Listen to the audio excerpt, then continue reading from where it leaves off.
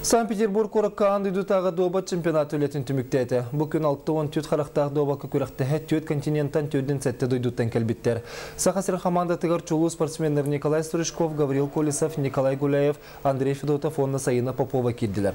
Терехіні өріләқтік сабыға Санкт-Петербург физический культуратын онна спорттың комитетін бірістебетелі Павел Белов, Россия спорт министерства атынчеленлері онна андыйду тағы доба турнирін сүрін тіриятчілері Владимир Ланген, онна Виталий Анеска әғаддетілін әттілер.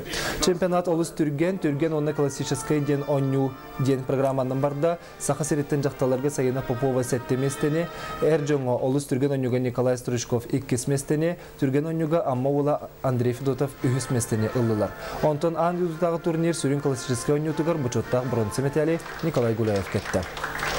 Чурапчыга интернат спорт школа вермитим, онна же чурапчыга институтка кирен вермитим. Том бу 6-4 каракта довакка андыйду чемпионаты бастыгын катындым. Онна бастыгы же каттылар бу үз полукуттан олустен вердим. Том бу билин андыйдуга үсияки битер аныскы гаме путевкалар бар.